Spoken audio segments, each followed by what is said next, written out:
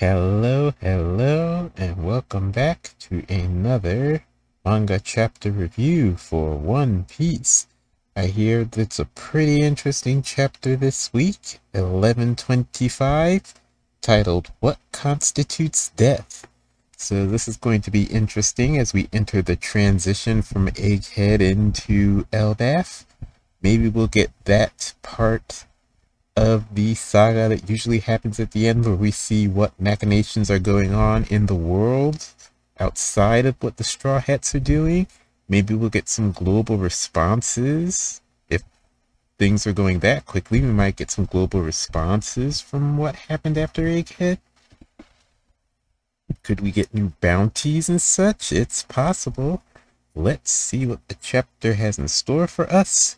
We're back to our cover page story, Onichild Yamato and the Holy Inari Shrine Pilgrimage, Volume 13. Odin Castle is to be rebuilt, but Minatomo, the carpenter, is missing. Well, that's interesting. Minatomo, the carpenter, is missing. Also, they were building the original Odin Castle. But where could Minatomo be? He could still be in Wano, or he could be outside of Wano, but I think the safest bet is that he's still in Wano. Notes from Oda. I'm so thankful for the various events, the celebration of One Piece Day, especially the One Piece emotion exhibit. It made me more motivated than ever. Good to know that these One Piece events this year has been really kind of popping off, and what is being inspired by it all, which is always good. What's next for the Marines still left standing? Got a shot at Egghead. Lil de Seraphim as soon as they're charged. For the weaponized sea beasts in Mark III Pacifista. Oh, Rob Lucci-san, Kaku-san. Wait, where's Stussy-san? So we have Lucci and Kaku returning to the Cyberpole ship. Then Lucci says, killed in action. What? So Lucci is lying to cover for Stussy. But that is interesting because Stussy said her goal, now that she's free, she wants to stay with the Cyberpole agents. So how is she going to stay with the Cyberpole agents if the official story they're telling is that she's been killed in action? That means she can't be seen with them anymore. So that sort of sets up that either A, Stussy has left, changed her mind and decided to not stay with Rob Lucci and Cyberpole, or B, maybe Cyberpole is starting to think about fleeing from the world government, even though I'm not sure that's really a possibility. I don't think Lucci is feeling particularly disloyal to the world government or like disappointed in the world government. I didn't get that vibe from what I've seen of Lucci in this arc, but I suppose it may be possible. Kinda don't think so. Kaku, on the other hand, he might be a little bit sort of disenchanted with the idea of a world government. Maybe. So, either way, Lucci is definitely covering for Stussy. So, who knows what that means for Stussy. Next panel, we obtained everything. We obtained everything we set out for. We got a shot of Saturn. With York, Punk Records, and the power station in hand, we have secured access to the eternal Mother Flame. That result would have been more than adequate. But we had one critical hiccup. We're terribly sorry, sir. And we've got all of the admirals or vice admirals that were there at Egghead all lined up in front of Saturn. We're terribly sorry, sir. It is a disgrace that we failed to capture Jewelry Bonnie and the Straw Hat crew. Even with our Grand Buster call fleets, the 9 of us vice admirals couldn't get the job done. Please give us leave to pursue them to Elbath. No, forget Elbath. The failure to which I refer is far more dire. Allowing Vegapunk's message to play was an unexpected disaster. Not to mention that Iron Giant surfacing to aid in the pirates' escape. It's really ironic. Roughly 200 years ago. But St. Saturn, we've already received orders to scrap it. I will take responsibility should this be uncovered. Now do as I bid and study it thoroughly. Really? This is the future. I'm certain it will ultimately prove to be a great asset to our military might. So, with this we get some pretty massive confirmations. 1.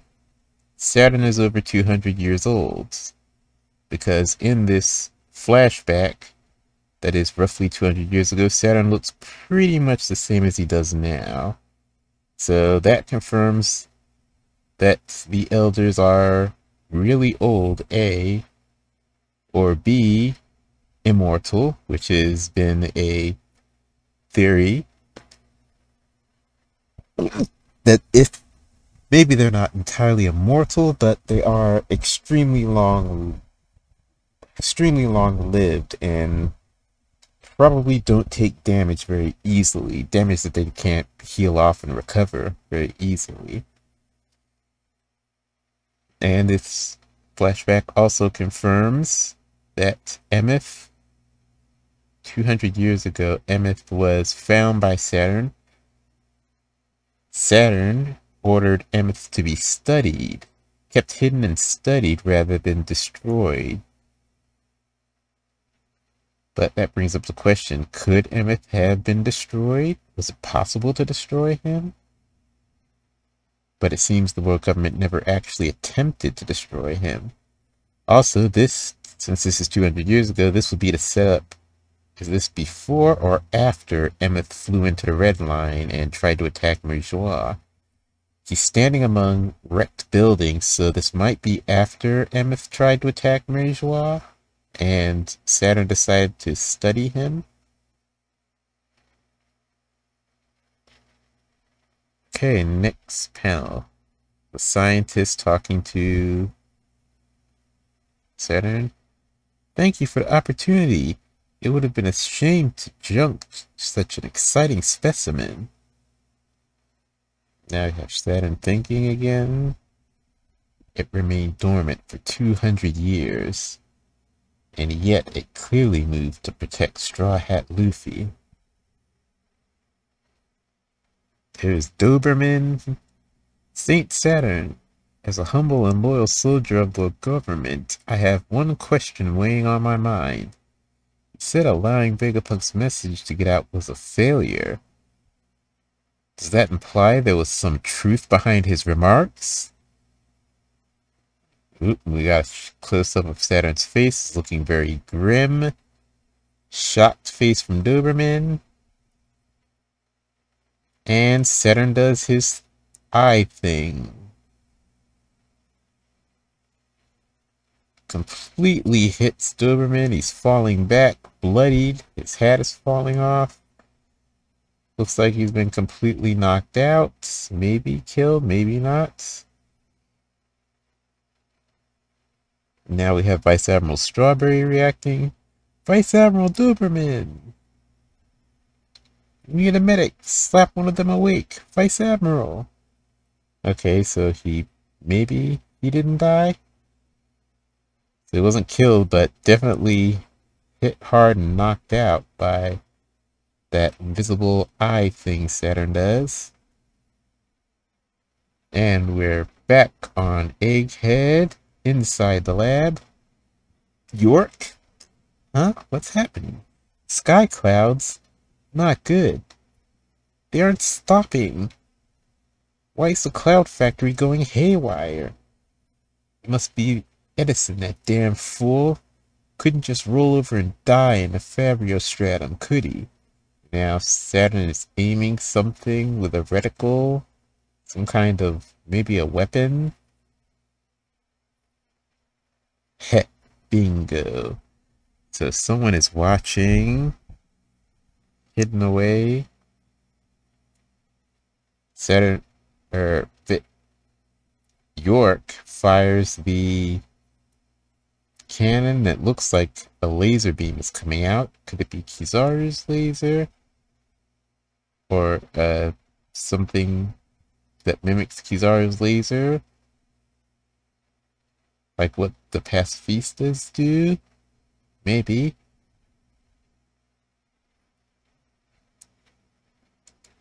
Damn it, I've been played.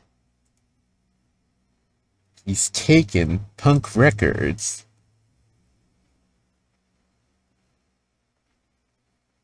So Punk Records got taken. Sky Clouds. Someone stole Punk Records, so York doesn't have Punk Records in her possession anymore.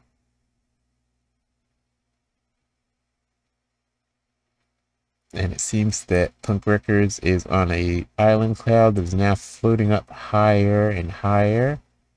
Is it Edison? Did Edison survive? And Edison has got the Sky Island clouds to surround Punk Records and lift it up off of Egghead and carry it higher into the sky where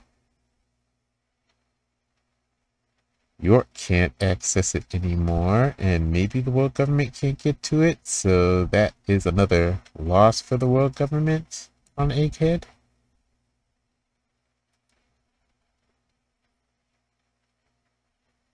Okay, so he's taken Punk Records, and next, the Holy Land of Marijois. What do you mean?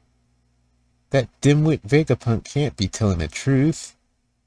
What is Akainu doing? He still hasn't done anything about Kuma's escape. Besides, the world sinking doesn't affect us. What is with these scraps? You buffoon of a chef, I ordered beef. Why did you serve me fish? I'm so terribly sorry, your worship. Our stocks has dwindled. This is unheard of. And the Celestial Dragon pulls out a gun and aims it at the chef. In the next panel, bang! Ah! Flop. So he shot the chef and probably injured him or maybe killed him. This food issue has gone too far. I not only missed a meal yesterday, I wasn't allowed any snacks. Unacceptable. Treated like a common street rat. Is there a famine? Will we starve? We must sentence whoever's responsible to death. No, that's not enough. The negligent scum responsible should be tortured for their mismanagement. Now we've got the Room of Authority, where the elders are. And we have Figureland Garling standing across from the elders. Garling, what do you think you're doing here? New orders have been bestowed upon me. And when we look at Garling, Garling is now dressed like he is a Gorosei. He's wearing the black suit and the white cape. So that's very interesting. You got top men, new orders from who? Shepard, what are you saying, Garling? Marcus, tread lightly, you forget yourself. And Ethan just says, The Vegapunk known as York shall henceforth be under my purview, as I was just named the new Defense Science Warrior God. Don't tell me. The world is heading for turmoil. An unprecedented level of rebellion is imminent. Let us work together for the better. Let's work together to better the world, my fellow elders. The 5 elder planets, Saint Figureland Garling, Defense Science Warrior God. So this is actually pretty massive. Kind of upends things as we know them. First of all, Garling is a Gorosei now. The first question is, what does this mean for Saturn? Is Saturn now demoted because Garling is taking over that exact title? If Garling was getting a new title, that would mean the Gorosei were expanding. But he's taking Saturn's place.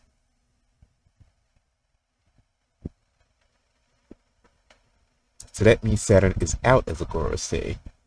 So that brings up a whole litany of questions regarding Saturn. What happens to Saturn now? Is Saturn a traitor now? Does he get killed for his failure on Egghead? Is it even possible to kill Saturn? Or is he imprisoned? Will he be imprisoned? Or will Saturn go on the run? It doesn't seem like Saturn would go on the run, but I don't know.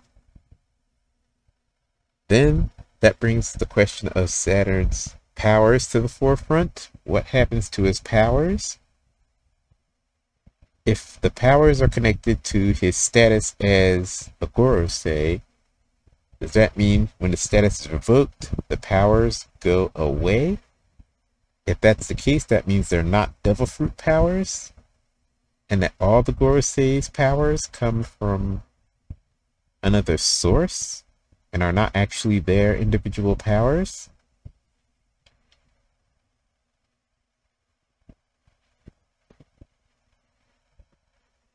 That would be interesting, but the thing is, their powers so vividly and so closely mimic Devil Fruits that how could they be Devil Fruit powers are so clearly similar to Devil Fruit powers without being Devil Fruit powers?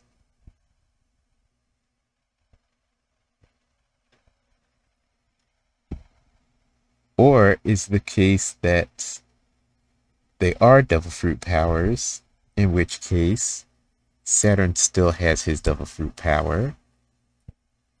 Garling doesn't have any Devil Fruit power that we've seen so far. So Garling would be an elder without a Devil Fruit power. And then that brings in the whole summoning circle thing.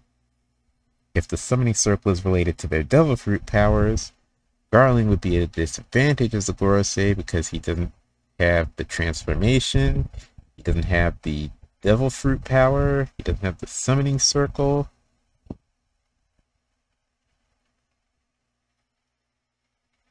Then this brings up another litany of questions related to the God Knights. Garling was the leader of the God Knights, so who's leading the God Knights now? They can't be disbanded because they are the justice enforcement system of the Holy Land. Maybe that's the point. We've taken someone that was a warrior and elevated him to the status of politician here.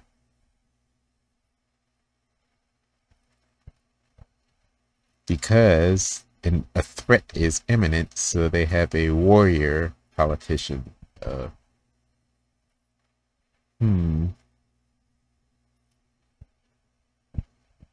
Then what happens to the God Knights? I suppose the God Knights will continue on operating, and whoever is the second strongest of the God Knights will take over as the leader.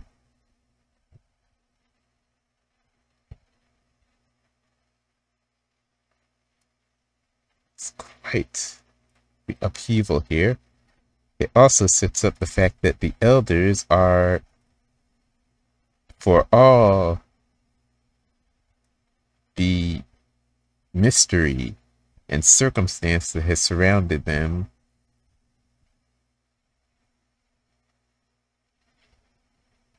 they are merely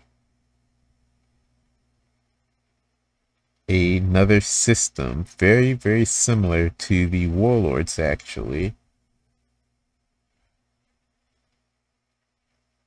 Just like the warlords of the sea, when a warlord falls, a replacement is put into place to keep the balance. And it seems here among the Gorosei, the exact same cycle is happening here. We have a new Gorosei replacing a previous Gorosei. Then there's the question of the orders. Is it just Emu issuing these orders? So Emu is the very, very top, which so far seems to be the case. Emu has given the order that Saturn is to be removed from his status and that Garling is to take his place. Why?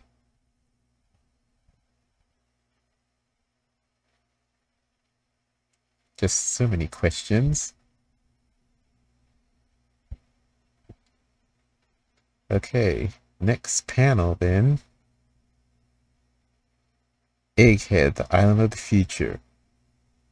Saint Saturn, sir. Ah! What's happening to him?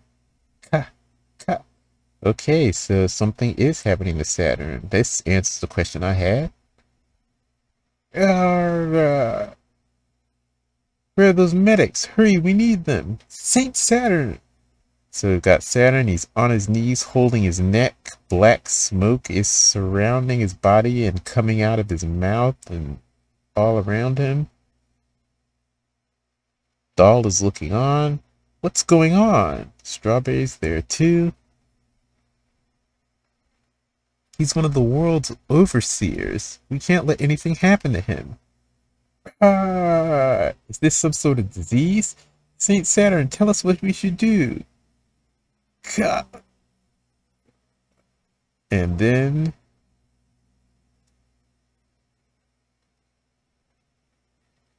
there's Saturn is kind of deflating almost. He's like Luffy in his gear when his gear 5 wears out.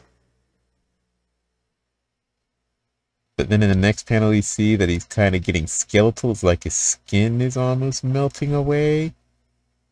He's getting very skinny. The black smoke is continuing to leave his body and surround him. And Saturn's thinking, no, it can't be. What the?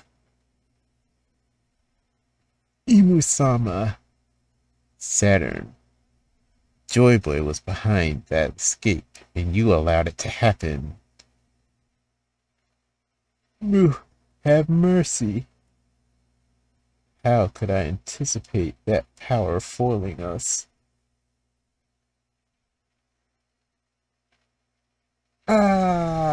Imusa. And then we get a zoomed out shot of the boat and it seems like an explosion happened, and more of that black smoke is flying away from the boat. And is that hockey lightning? Not entirely sure. But there's an explosion. Inside the boat, we see Navy officers being flung back by the force of the explosion.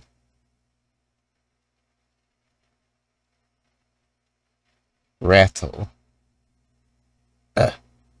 A skeleton? And so Saturn has turned into a skeleton. So Saturn is dead, which is interesting. So this is a huge confirmation. Emu can kill any of the elders from a distance. It can also psychically communicate with them, which is to be expected. There had been theories that the elders were either part of Eem, or maybe they were people that were granted power by Eem somehow. It seems maybe that's more likely the case now with this turn of events. Because it seems like the two things. A, Jay had his own individual powers, and Emu just killed him, so his devil fruit is going to respawn somewhere in the world. Or B, the powers are all directly from Emu. Emu just took them back and killed Saturn at the same time. And now those powers will be granted to Garling right away.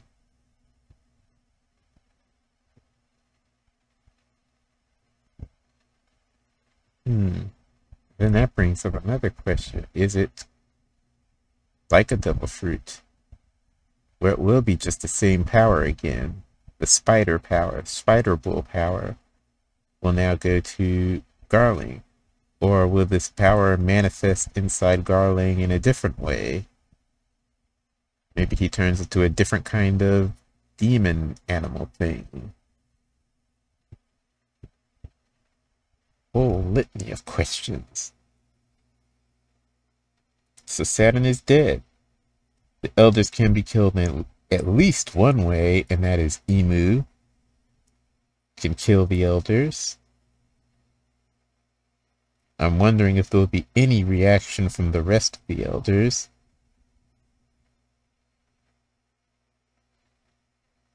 And it's interesting that Topman said, "New orders from whom?"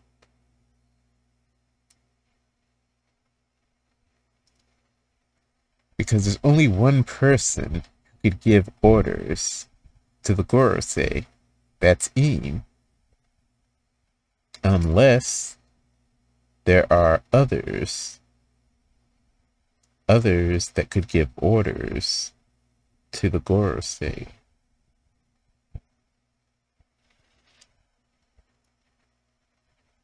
From whom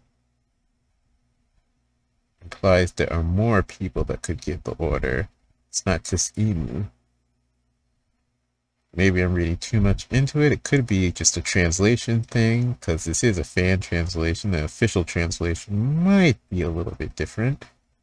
It might be more clear on that point. If the official translation has that as well, that's going to be interesting, because it brings up the possibility of more people with that Emu status, even though Emu seems to be the only one sitting on the throne in total control of the world. So who could give the order to replace one of the Gorosei? I mean, who would even be in a position to know that the Gorosei could be replaced? Only Eem so far in the story that we know of.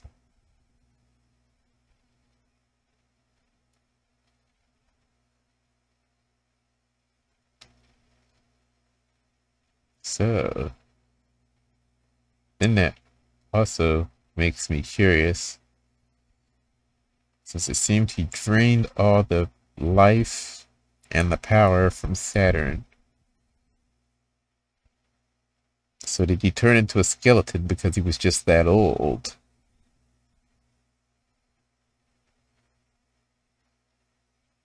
I guess that's the simplest explanation, and the most likely explanation is he was just that old.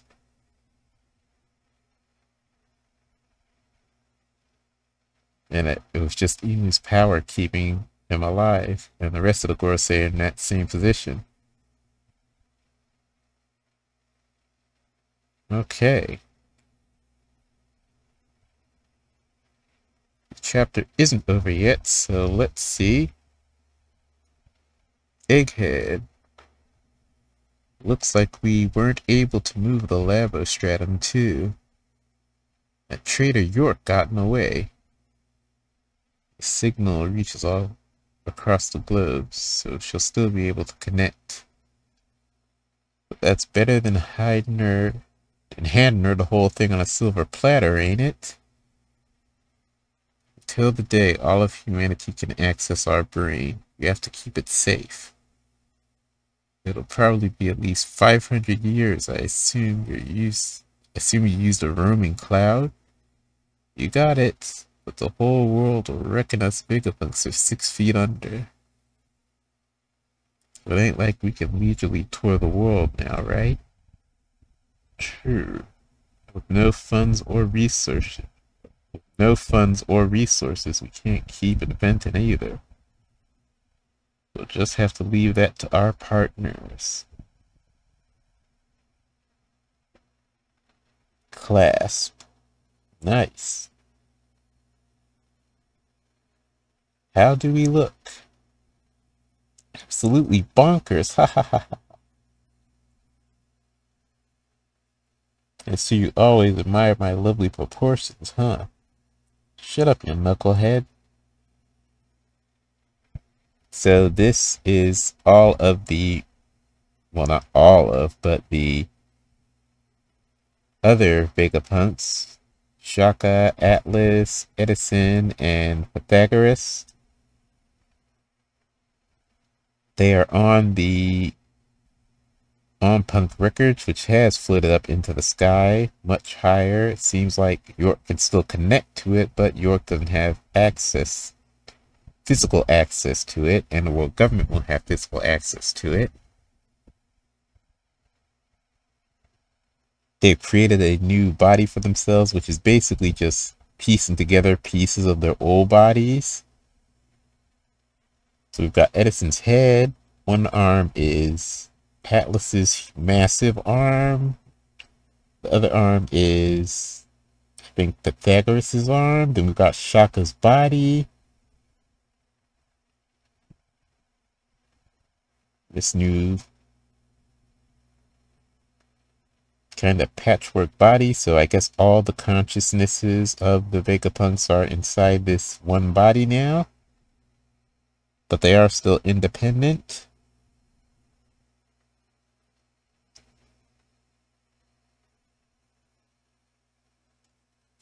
Let's toss your spare parts out. Ah, good thinking. They're creepy. And we see the amalgamation, the Vegapunk satellite amalgamation walking through a lab, and it's all the spare body parts for all the Vegapunks. So we can see a bunch of York bodies, heads, Edison heads, Pythagoras heads. So all of the bodies are artificial.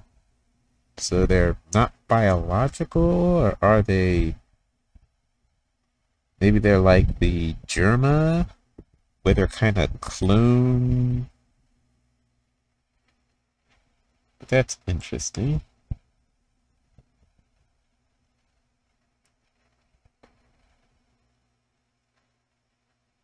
So a bunch of artificial bodies, and what are they going to do? Destroy all of them, or just destroy the York ones, since York is a traitor.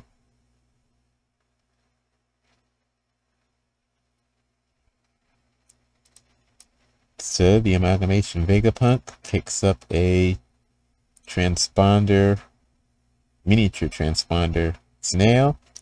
Lavaria, come in. This here's Vegapunk. Vegapunk? I thought you were dead. Calling Lavaria, okay.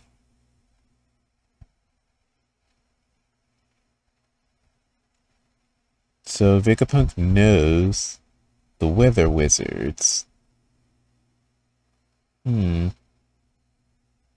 That's a connection that makes a whole lot of sense. Of course. Vegapunk knows the weather wizard.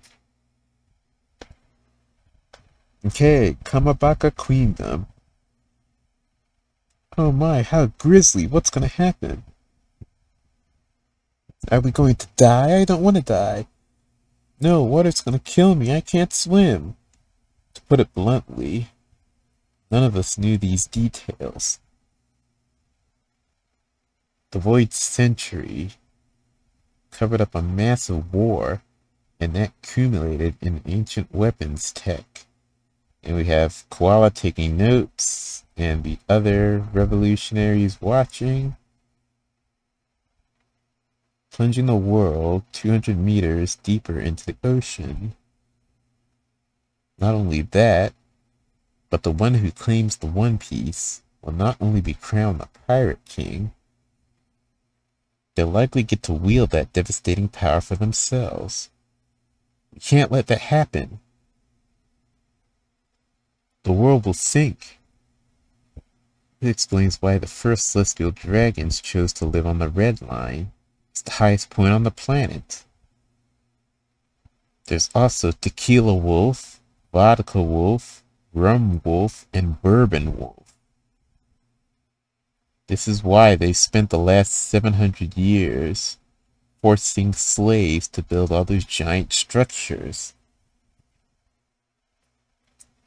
So we got another massive confirmation here.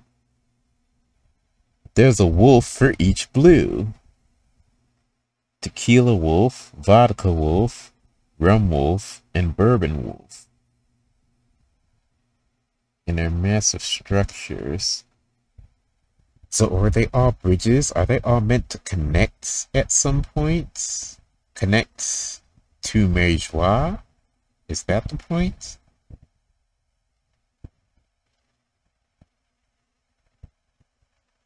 When you think of the world government symbol, it's that star pattern. 4 points going out in 4 directions. Do those 4 points represent the wolves? Tequila Wolf, Vodka Wolf, Rum Wolf, and Bourbon Wolf. And the center point is Mary Joie. Is that the secret behind the symbol on the world government flag? Huh. That is very possible. It also parallels the 4 word poneglyphs and how you need them to triangulate the point where Raftel is.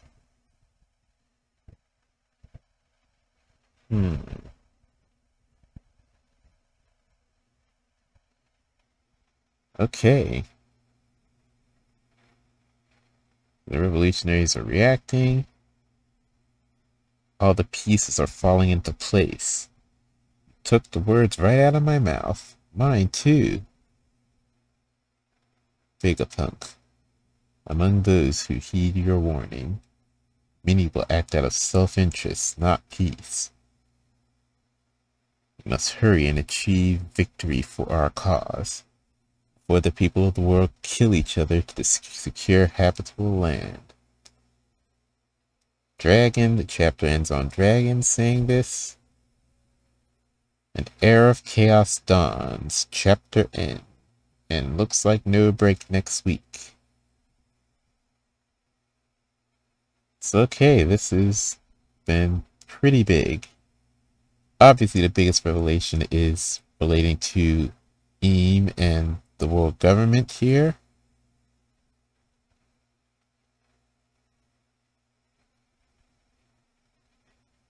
So we have, and that is a pretty world-shaking incident here.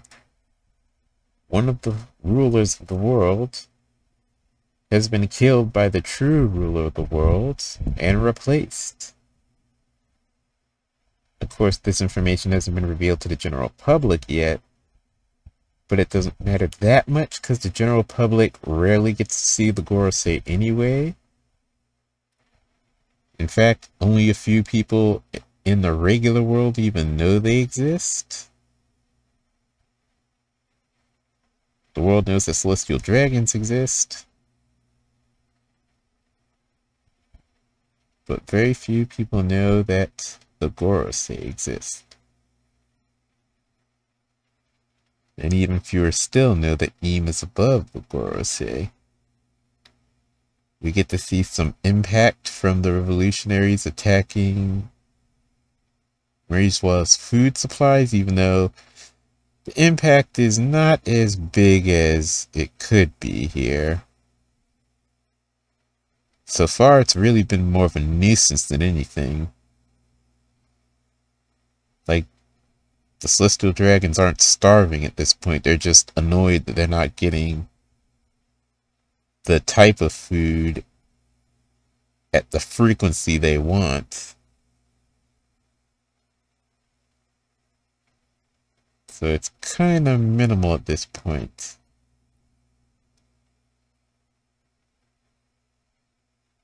But I guess it's some kind of impact, and because the celestial dragons are so spoiled, they are catastrophizing it a lot in proportion to what is actually happening, which they don't appear to be starving yet, so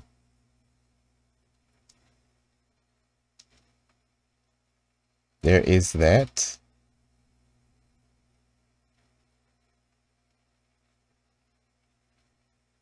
The world is heading for turmoil. An unprecedented level of rebellion is imminent. And Emu is aware of this possible rebellion happening because of Vegapunk's message.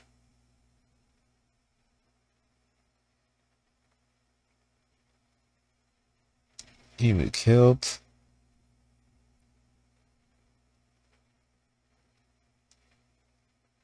Joy Boy was behind that escape, and you allowed it to happen. Which I guess makes sense. The way Joy Boy's hockey scared Emu, of course someone would have to pay for an incident like that happening. And of course Saturn is the most likely candidate.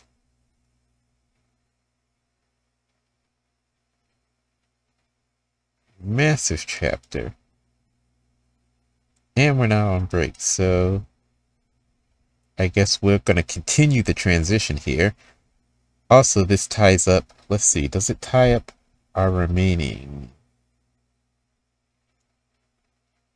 Let's see.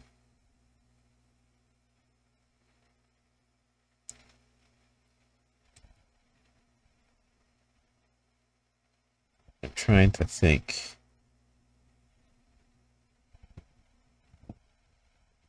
We saw Akainu, I think Kobe. Did we see Kobe? I think we saw Kobe.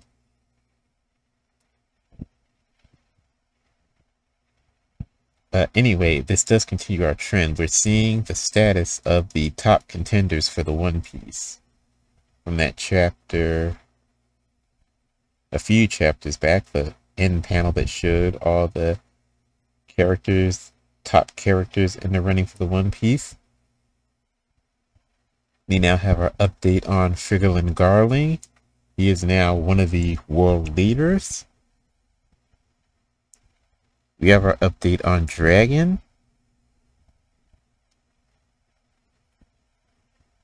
Still facing to the east, saying we must hurry and achieve victory for our cause. Will this mean action from the Revolutionary Army? Who knows? And we did get a panel of Sabo.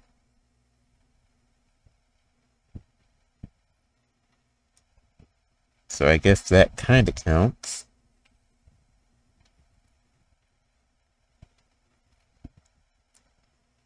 Let's see, did they show Akainu? I feel like they might have shown Akainu in a previous chapter. I would have to go back and see how many characters they've shown for since that end panel that revealed the 12 characters. I think we might be getting closer to having shown the status of them all.